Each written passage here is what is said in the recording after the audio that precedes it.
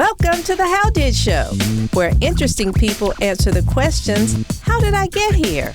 And how in the hell did I get here?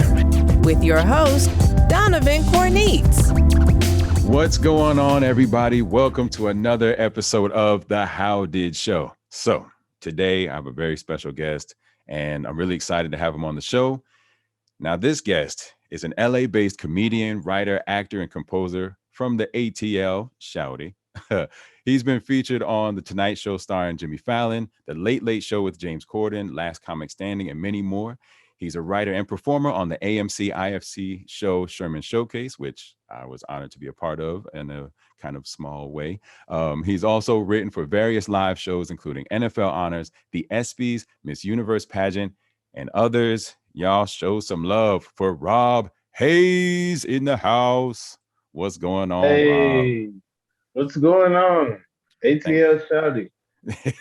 Yeah, I had to take it back to someone who's obviously not from here. So I had to do what like all of us native Northerners did back in the day. It was just all ATL Shouty. At least I didn't say Hotlanta, right? At least I didn't say that. I was about to say Hotlanta is a definitely like if someone says that, they're definitely not from Atlanta. Yeah. No, at least I know that. 1994. Yeah. So one or the other. Now, I definitely said it in the past, probably in the 90s, but since I live in the area now, I know better. I'm not saying Hotlanta. So, all right, cool. Thank you so much for joining me, man. I'm really excited to have you on the show. Really quick, like we know each other because of, where is it? Right there. Oh, there it is. Sherman Showcase okay. action. You got the vinyl? Yeah, I got the vinyl set. I don't have a record player, so I can't actually play it, but I got the vinyl on display. Where I was the promo voice for the show, and I had a tiny, like 1, maybe 2 word part in the Black History Month spectacular. But yeah, so that's kind of how we met and connected that way. So I truly appreciate you being on the show, man. But yeah, let's get right into it. This is the How Did Show. So the first part of it, I want to know, you answer the question, how did I get here? Your story of how you got to be Rob Haze. Let's hear it. How I got to be Rob Haze, I guess, is a culmination of events. First of all, I think I always wanted to be in entertainment. I wanted to be an actor since I was like 4 years old. Okay. But I had been plan B forever. Forever, it was just like, you can't do that. You gotta have a real job, right? Gotta have a plan B. Gotta map out a plan B. Gotta go to college. Don't major in plan A. Major in plan B. Like, don't, minor in plan A. This is like a totally backwards way of thinking.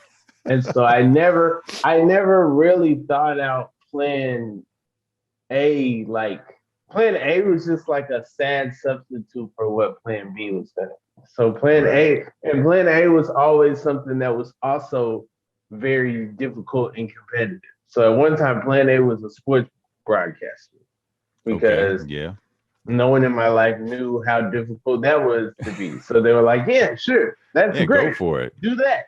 Go for it. I believe in you. And it's like, well, probably just as competitive. If not more, or more, to be a sportscaster than it is to be an actor.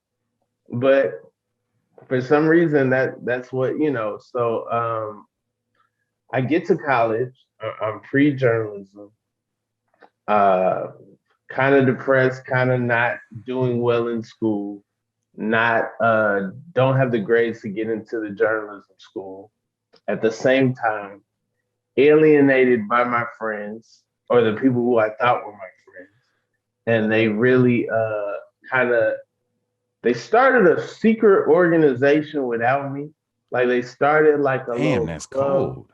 Yeah. Like the Skulls, they had like a whole secret organization. It wasn't like the Skulls, but it was like there was an event where some like a racist thing happened at a club in downtown Athens. I went to the University of Georgia. Okay. And basically after that, they started having these meetings. I wasn't a part of these meetings. They had shirts, they had a whole thing. And then it was like, well, now you ain't even get a I shirt. can't trust anybody in my circle because everyone in my circle is in this thing that I'm not a part of. Right. And, there's no reason why I felt like I shouldn't, I don't know. I don't know what goes on there. I still don't know. Still don't have Maybe a it's shirt. better you don't know, right? FBI. Still don't trust if somebody who had a shirt hits me, I'm still kind of like looking like, okay. Yeah. Like, what's this about? What's this about? They want to friend you on Facebook, like, you had a shirt. I mean, keep up with them on Facebook. I'm not gonna lie. You know what I'm saying? Tweets fly here and there, but at the same time, I'll never forget that. I'll never forget. Right.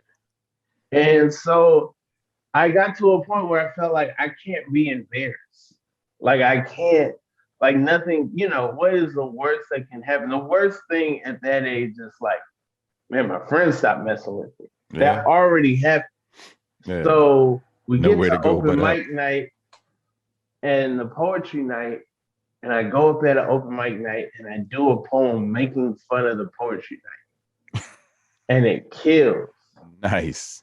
I'm like I signed up first and I didn't have a poem and I just made the poem about everything that happened that night and it killed.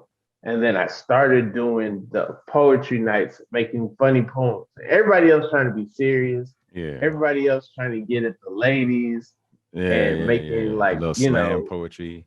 Yeah, making bad metaphors and just like, and then the universe will let you know, like the butter and the syrup on a pancake and your breakfast on the morning bed. And it's like, all right, whatever, dude.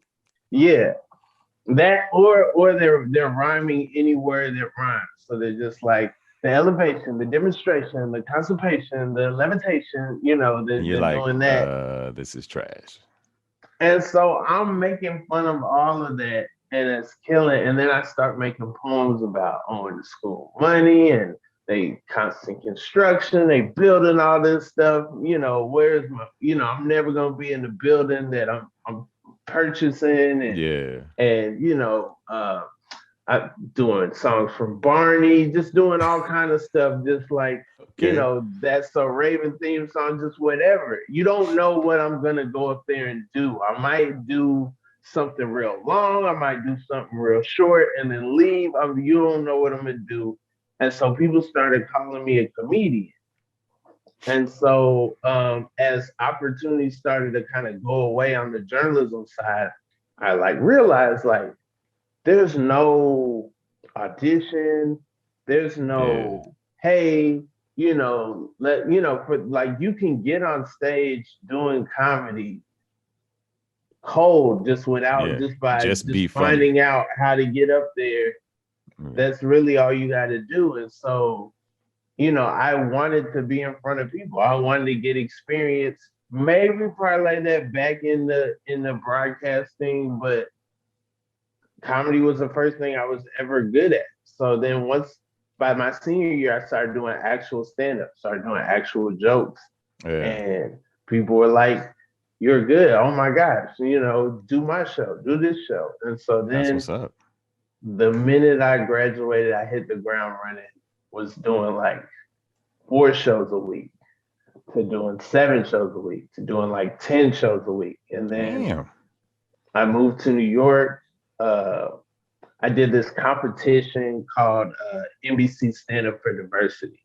Okay. It's a competition and all kind of people did it. Their website used to be a who's who of Black comedy. Deion Cole, Lil Rel, Hannibal, Eric Andre, Phoebe Robinson, all W. Kamau Bell, all kind of people who were popping when I first started doing comedy. Right. Had been through this thing.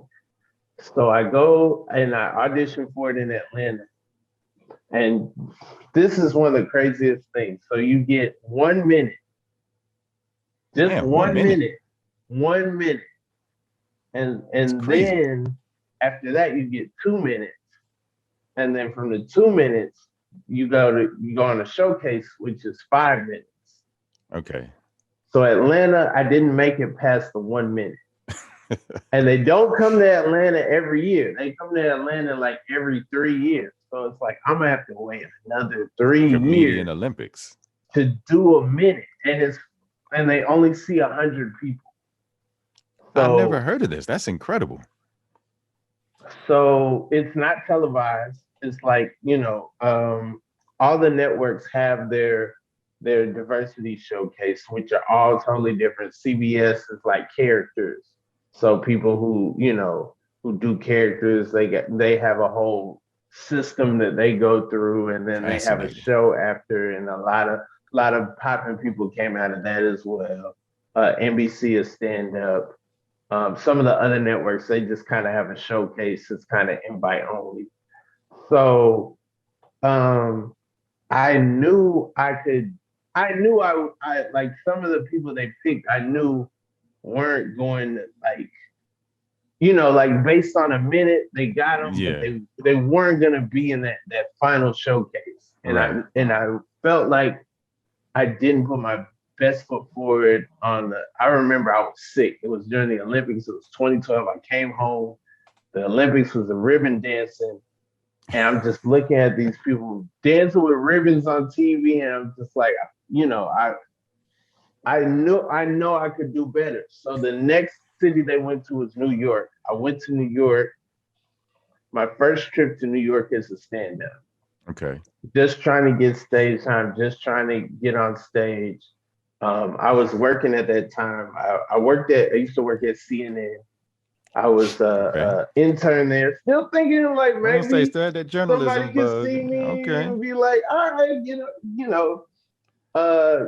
hey, get in front of the camera. But the crazy thing is everyone who works there feels like that. There's not too many people who are there and they're like, my passion is editing. My passion is cameras. Everybody's like, all right, at some maybe point. You can see me. Yeah. And so I go to New York.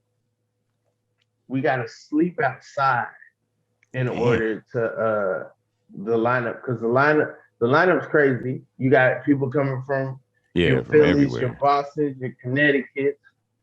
Plus, like Atlanta, we rolled up there, at 5 a.m. because we live there. So you can just roll up there, Right. I don't live in New York. So sleep outside the Comedy Cellar, get in the first group, do the 1 minute, get through.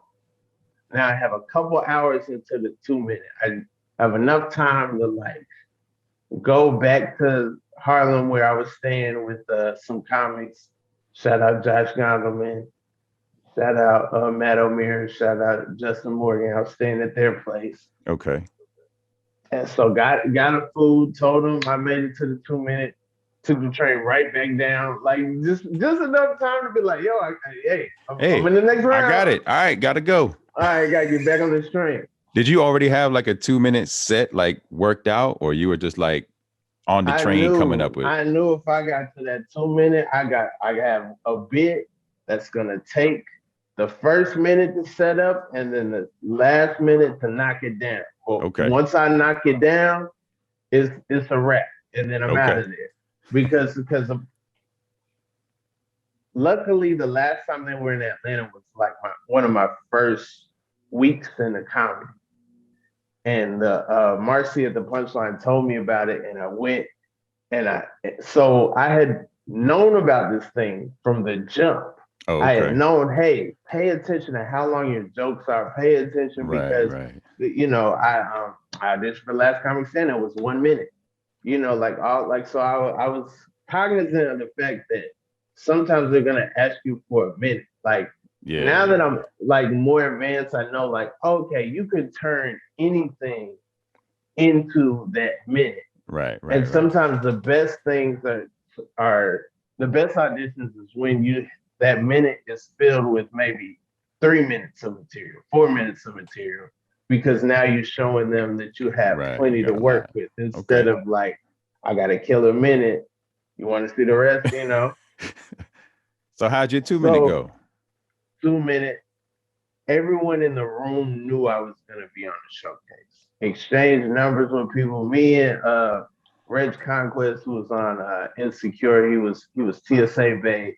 Met him that night. We called each other when the list came out. They had a number. They still have the same number. And because other years I've called the number just to see like who else made it, you know. So I called the number. I got the showcase. And so me, John Laster, we were in the group that like went. So there were two groups doing the 2 minute. There was our group, we did the 2 minute, and then there was another group of people who were booked who didn't have to do the 1 minute. They went straight to the 2 minute. And most of the people on the showcase were from that 2 minute group. And it was only like 3 of us that slept outside and were in the 1 minute group. But me and John Laster were 2 of the people. He ended up winning the whole thing. So from the New York showcase, I went up, crushed. Comedy Underground, never been there before, didn't even realize how big of a deal the place was. You know, just went up there like, I gotta get this, crush. So then I get a chance to go to LA. And so from the LA, I get a college agent. From that, now I'm able to do colleges. Now I'm making money doing stand-up. College shows are like $1,000 a pop, $1,500 a pop. I'm on the NBC college tour, so I'm getting to go to all kinds of. This is real. It's getting real. It's getting real. And so, and then from there was like I was able to save enough money so that I could move to New York. I could be, you know, in that mix. And yeah, the agent I have now, she was at that New York showcase. Wow. Like there's so many people who have like helped my career. There's so much I've gained from taking that chance, from getting on that plane, you know, saving that money, getting on the plane, sleeping outside. Yeah. 1 minute, 2 minute, 5 minutes. And now that's a great story. Yeah, So that put me in the game. And then after that, I still working at CNN a little bit. Got a chance to open for Chappelle. Chappelle called the comedy club. They were like, well, not Chappelle. Someone from Live Nation called the comedy club and was like, hey, we need someone to open for Chappelle that's not going to go up there and do Chappelle. And they called me and they were like, what are you doing tonight? I was like, I could be at the club right now. They were like, hey, we don't need you to come to the club. Like, I'll be there immediately. I'm outside right now. What you talking about? That's how I was. That's how I was. I would do comedy anywhere. I would do, you know, I didn't discriminate. I would do it everywhere and anywhere that they would have it. I would be there. So they called me to open for Chappelle. I opened for Chappelle. Then from that, somebody was at the show, was like, oh man, he opened for Chappelle. He could be on Headline News. I actually got to do a spot. I actually got to do a segment on Headline News from opening for Chappelle, even though I had been in the building for 3 years. Yeah. Right? And then once I was on camera, there were people who never spoke to me. Or like, Rob, how's it going? Hey, Rob. I always believe in you, buddy. We've been in the same department for years. You've never said anything to me. And now it's like, oh, Rob, you know, like, keep up the good work, man. You know, like. Way to go, Rob. If there was any, like, there were people at that job who would be like, man, you're not this person. You are, you know, you're not going to make it. Like, you need to quit, man. You need to have me write your material. Like, all that. Not even didn't believe in you, like, actively saying you're not going to make it. Not only that, they never even saw me do it. Like, the people who saw me do it, at least they were like, you know what? Even if the show was messed up or the building was crazy or you know, they're like, dang, he's out there doing this every night. Like, at least I respect his hustle. But there were people who would actively like hate and know nothing about what I did. It was that's crazy. Yeah. Yeah, there's no rules for the haters. They just like I remember I had a supervisor at a job I used to work at, a 9 to 5 back in the day, and she actively told me like that you can't handle doing voiceover and you'll never make it. And it's like, damn, really? Like I'm not even. That was something Has she that heard came. your voice? Yeah, Do you have a apparently different so. Do you have a different voice at work? Yes, I talk like this at work. Yeah. But no, like it was just I had mentioned it, just kind of casually, like, yeah, one day I want to do voiceover and I think I could be good at it. And it's like, yeah, okay. And then it really came out one day of like she was pissed off at me about something. And I mean, it just came out like, yeah, you'll never be able to do it. You can't handle, and you can't even handle being here. What makes you think you? It's like, whoa. And so that was like my first thing that made me say like, okay, I now know 100% this is what I'm going to do. Just because you just like and it was like in a conference room in front of other people, totally embarrassed me, singled me out. And I was like, okay, this one's for you. And so, and recently, coincidentally, like maybe a month ago, the same person sent me a friend request on Facebook. I was like, delete, like there's no way. But after all these years, and this was in like 2007, maybe 2006, 2007, she said this. And so, yeah, here we go in 2021. Clothes is baggy. Oh, yeah. Massive t-shirts on. Look, yeah. Let me tell you I'm gonna tell you, my gear was like baggy khakis, I don't know anything about what your style was like, but I imagine you had on baggy clothes in 2007. Oh, I definitely had on baggy stuff. And I had my flip phone and I had my two-way pager, which was already like at the end of its reign. But I had them both, and I always had them out so you could see I'm rocking 2 pieces of electronics at all times, baby. Because yeah, that's when text messaging was like 333-557-777. Yeah. So now I had the two-way because Jay-Z had a two-way. So of course I had my $30 used one I got on eBay, but we won't talk about that. But yeah, man, that is like fascinating, man. And it's so dope to show like what people can do when they truly believe in something. Like you said, sleeping outside, like, and you get to a point where you start to make sacrifices and take chances on yourself. Because even if nobody else believes in you, no one's going to be there with you when you're spending the night on the sidewalk so that you can try to pursue your dream. You believed in yourself enough to take those steps. And man, that is huge. So man, round of applause for you for that, man. Oh man, absolutely. Appreciate that. Yeah, man. I think anybody that's reached a certain level of success that it wasn't handed to them has some sort of story of sacrifice or fighting through it, or like spending money they didn't have, or saving up to do something that they know they wouldn't have been able to do otherwise.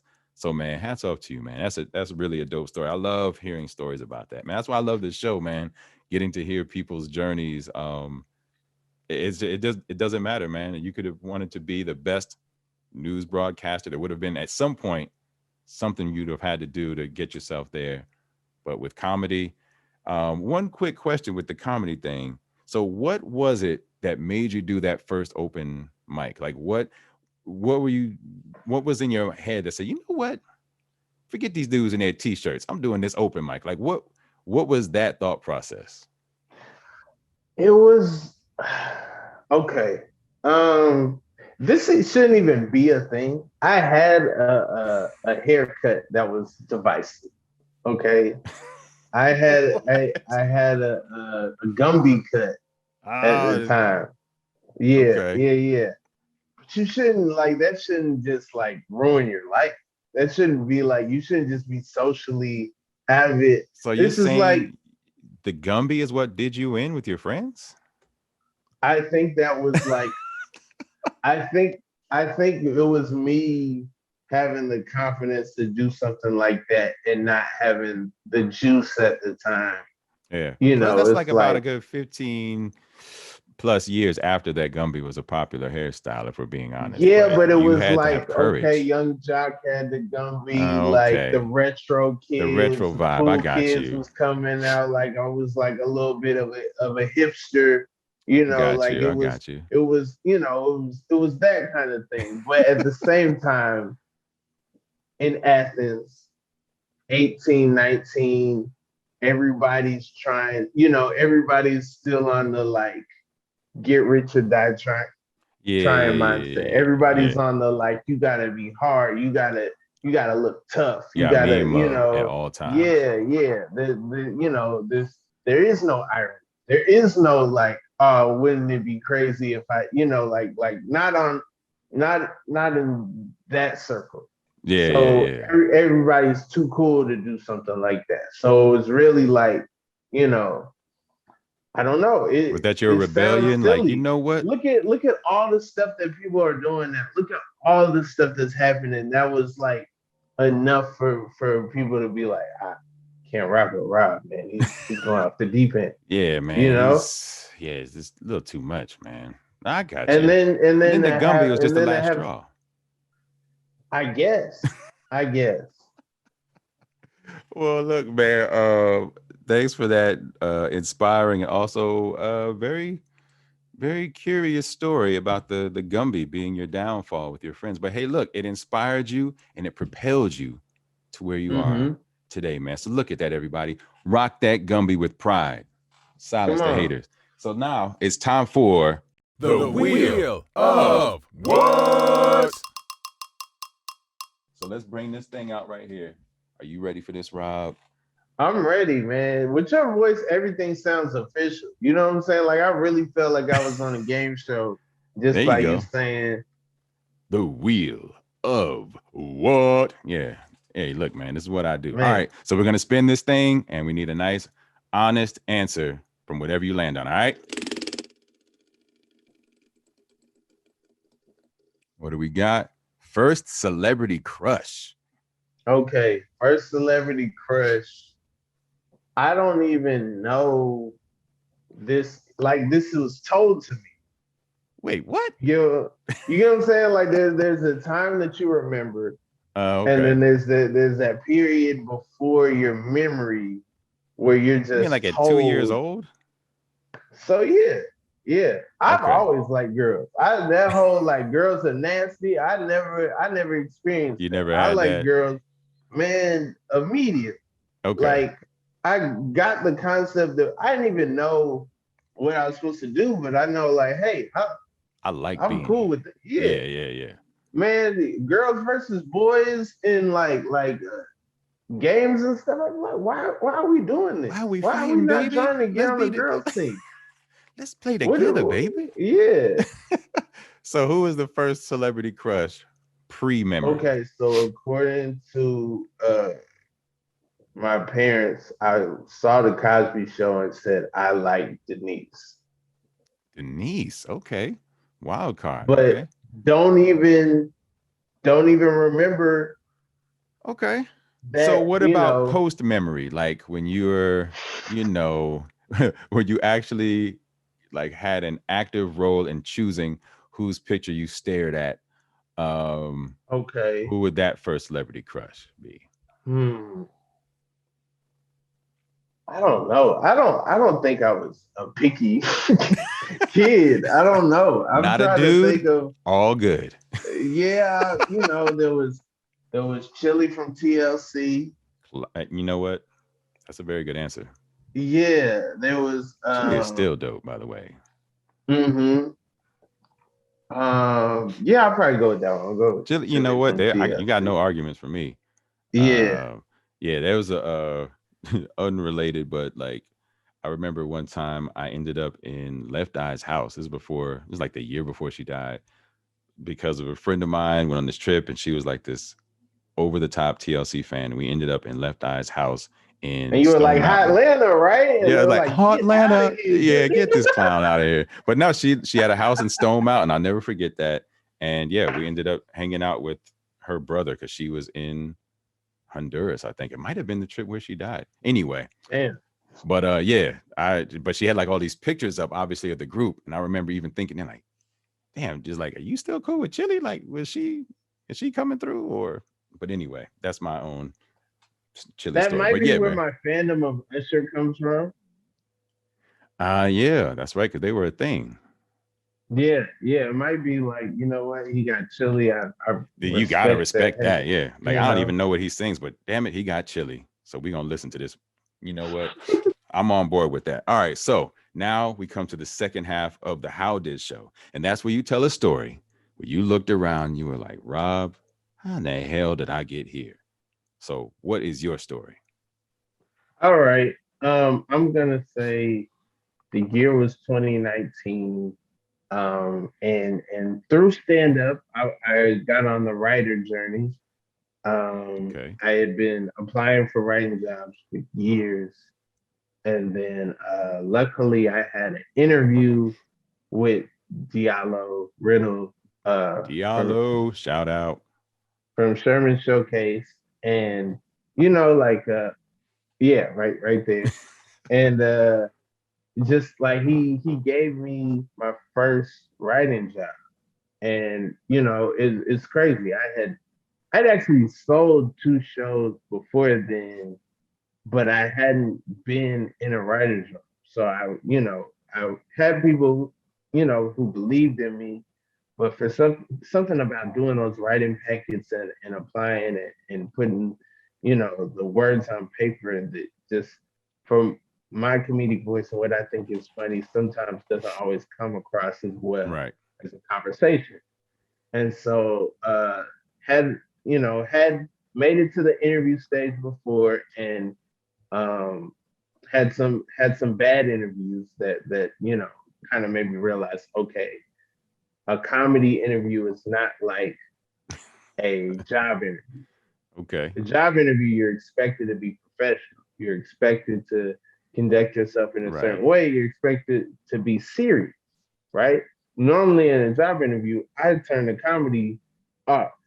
I'm not Right. riffing. I'm not, because I'm thinking like, hey, I want to show that I can You're work about the at this business, job. professional, buttoned up. When you interview for a job in comedy, you gotta come guns blazing because they have to believe first and foremost that you're funny.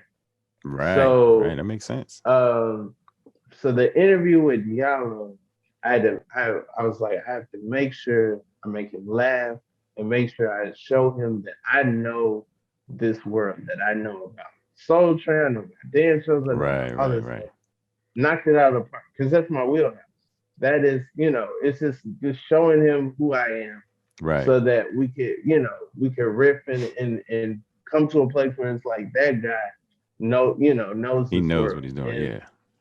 And so, and there was never a job I wanted more. There was never a job that came across that I felt like, I kind of felt like if I don't get this one, Yeah.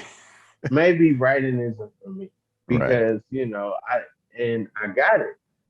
And through that, met Bennett Weber, who writes on a lot of award shows, writes on the NFL honors. We talking football. We working on Monday nights. He's watching Monday Night Football. We're riffing. I'm doing the like what does Cam look like on Instagram? Yeah. We Yeah. all playing the game in the room and stuff. So so through that, get to do NFL honors. The host of that is Steve Harvey. Right. So the people who produced that produced Steve Harvey's Facebook show. They're like, hey Rob, we want you to work on this Facebook show. Also, at the same time, Steve Harvey's gonna be doing the Ms.Universe Pageant. We want you to write on the Ms.Universe Pageant. Wow.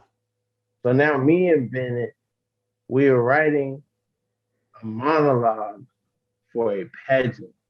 Yeah. And now we're backstage and there's pageant women Yeah. from all over the world. Yeah. None of them. This isn't like the Miss Kentucky pageant. No, this is the universe. Like from if other Mars planets has people, they're eligible. Like this is like everybody. Yeah. And so I'm like, oh my God, Miss Croatia is hilarious. She's doing the Running Man. She don't care. Sash falling in practice. She's not picking it up. Miss Congeniality, of course. They ask for a headshot. She take a selfie in the room or whatever. She don't even stand like a professional pick. And I'm who knew around, Croatia was lit?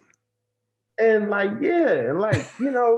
Miss Brazil's walking up to me like, hey, are they doing the top 10? And I'm like, yeah, I think so. It's 10 of them out there. And like, oh, you so crazy, bro. And I'm like, this is insane. Yeah. This is I insane. just talked to Miss Comedy brought Brazil. me to a place where I am out here with in the middle of like and The it's most like beautiful women in the entire universe, the whole Milky Way. and it's serious. This is the biggest day of their lives.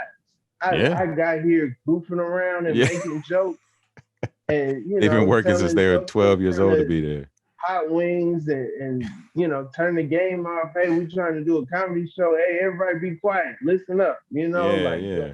Going up at wherever strip clubs and bars and comedy clubs and I got here. This is insane. And then man, yeah, it was crazy. Yeah, and then I guess that turned into working with the New Year's Eve thing, right? So during that, Steve Harvey is one of the hardest working people ever. We did the promos for New Year's Eve. And so they were like, can you look over this? So I rewrote a bunch of the promos. They ended up airing them during the show a couple times. That's how like much they liked them. Wow. And so they were like, yeah, come right on New Year's Eve. So I did like 3 jobs at like one time in 1 week. That's so how you get it done, I got a man. taste. Like he probably did 7 jobs that week. Yeah. I did like 3 and I was exhausted. He also probably made $15 million that week. So yeah. But for me, the amount I made felt like $15 million. I was gonna say, I know that must have been like, what? Like this is how they do it. Unexpected. Like it was like, oh my God. Yeah. So that was you looked around with Miss Brazil or Miss Croatia. You're like, how the hell did I get here? This is amazing. It was crazy. Like, cause Crafty, everybody's eating together. We are eating. You know what I'm saying? Yeah. Like, and it's like, all right, y'all really do eat. Oh, that's Yeah, crazy. how about that? Never mind. Don't worry about it. Yeah, nah, go ahead. No, you go ahead. I'm gonna just be over here filming y'all secretly. No, that's dope, man. That is, I can imagine that being kind of like, damn, my husband know them damn t-shirts, and I ended up here. Get y'all t-shirts. I got a Ms.Universe sash now. Now that is incredible. That's a really good story, man, because I can see how that would be an amazing, like, started from the bottom now with Miss Croatia. And it's all just, one good work begets good work, doing a good job here, being a decent person to be around. Like anybody could have been like, this is my opportunity to nerd out. This is my opportunity to sing when the funk hits the fan. I know the second verse, let's do it, but it's like knowing when to chill. Knowing when to chill is important because sometimes chilling can, get you in the next room. Right. That's what's up, man. Like I said, man, I just love hearing stories about people's journeys and how they ended up doing some amazing things. I know being able to say, like, working for Steve Harvey, right? Like a comedy legend, and his people are looking at you like, yeah, we like you to come, so that had to be huge. Last question. So when it comes to, obviously your style of comedy is not like the big over the top, or it's kind of like really low key. I don't want to say low energy, but I mean, like, you kind of laid back, right? So is that like a intentional thing, or does that come from how you, because I mean, you seem like a pretty laid back guy just in general, but I mean, did you make an actual conscious effort? Like, when I'm on stage, I'm not going to rely on big over the top yelling and all this stuff. It's going to be kind of low key, laid back delivery. I don't think I'm laid back. This is me. Like in my head, let's say relatively laid back versus in my head. Yeah. When I watch it, I'm like, what is this? Really? This is not. Yeah, because in my head, I'm like, oh man, I'm all over the place in my head. Really? Well, I don't know how to tell you this, but me and every single person that's ever watched you perform, we got together and we're like, yeah, you're kind of a low key. I'm like, yo, me, Ernest J, we're the same guy. That's us. I know you can't actually believe that. I'm serious. I'm serious. In my head, I am surprised when I see myself on camera. I'm like, dang, I thought I was moving. I thought I was doing jumping jacks. I didn't jump off a speaker into the stage. No, so I guess it's not if you think you're doing RNSJ, then I guess there's really no answer to that question. It takes a lot of energy to be laid back. It takes a Absolutely. lot more than people think. There are times where I am like Little amped. sweating. Yeah, yeah, There are times where I am like tired. There are times where my voice like is about to go out. yeah, yeah, yeah. Especially when I first started doing longer sets, when I first started doing an hour, my voice wouldn't make it. Yeah, that's And tough. it's like, oh, okay, this is still even though I'm not exerting myself, Now you're working I'm out parts. still like, yeah, people are not used to talking for an hour. I can tell you that from my experience, talking for a long ass time will definitely have an effect on Mm-hmm. your voice for sure. But look, man, we're gonna wrap this up really quick. What you got going on that you can plug? How can people find you on social media? What you got going on that we can check you out, Mr. Rob For Haze? sure. I have a new show coming out July 28th called Sneak This on BR Kicks, the Bleacher Report app, or YouTube, Instagram. Yeah, if you follow me, Rob Hayes, you will see Sneak This in some iteration. Also, I have an album called Hazeopedia that you can listen to. It's on all digital streaming platforms. And of course, look out for Sherman Showcase. New Yes, season coming soon. The old absolutely. season is on Hulu. If you got that, and also the Black History Month special in June on Absolutely. Hulu. Yeah, it's seriously not like because I'm biased, but Sherman Showcase is hilarious. I love being a part of the show. And real quick, what's your social media? At Rob Hayes on Instagram. Robert is the man on Twitter. Very humble of And you. well, I'm just playing. I don't know. I don't even remember the origin of Robert is the man, but It Rob is Hayes what. is taken. I know that. Rob Oh, Hayes is okay. taken, and that guy Who are tweets you, about other his Rob dog Hayes? every couple years.